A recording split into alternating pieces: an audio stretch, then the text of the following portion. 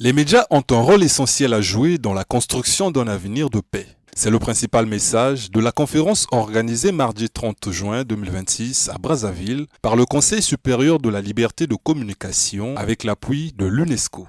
La rencontre a réuni responsables des médias, universitaires, étudiants en journalisme et en communication, ainsi que plusieurs partenaires institutionnels autour du thème « Le rôle des médias dans l'édification d'un avenir de paix ». Au cours des échanges, les participants ont insisté sur la nécessité de promouvoir une information éthique, pluraliste et favorable à la cohésion nationale.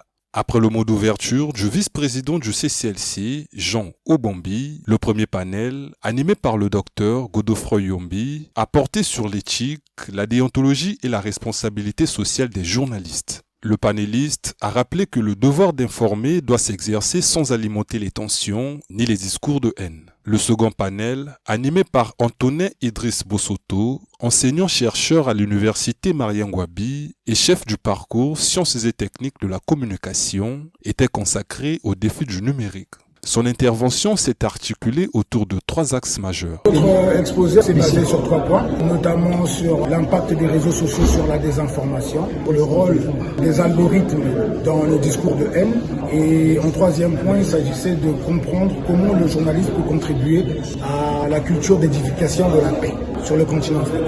Aujourd'hui, les réseaux sociaux sont considérés comme des outils non seulement de propagande, outils de manipulation et outils d'influence à travers lesquels on peut véhiculer des messages pouvant déstabiliser. Alors, étant donné que ces médias ont la capacité de déstabiliser, on peut inverser le cours en les utilisant pour faire la promotion de la paix et véhiculer un certain nombre de valeurs humaines.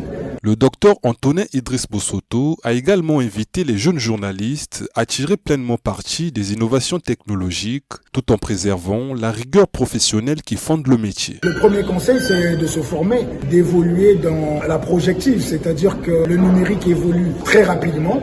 Il faudrait que les journalistes aujourd'hui adoptent un comportement de veille technologique. Alors, je rebondirai également sur les questions d'éthique.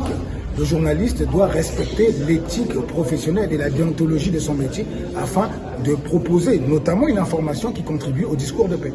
Pour les participants, les professionnels des médias doivent être de véritables moteurs du développement de leur secteur, notamment en contribuant à l'éducation des citoyens à un usage responsable de l'information. Nous sommes dans ce que nous appelons la guerre de l'information. Et dans la guerre de l'information, nous devons canaliser des cibles de telle façon que nous ayons une nation en paix. Et une nation stable passe par, premièrement, l'éducation des citoyens. Parce que face à certaines pratiques, l'éveil de conscience est la chose clé qui va nous permettre de sortir de la désinformation, mais aussi l'éducation aux médias. À travers cette conférence, le Conseil supérieur de la liberté de communication réaffirme que les médias ne sont pas seulement des vecteurs d'information, mais aussi des acteurs essentiels de la paix.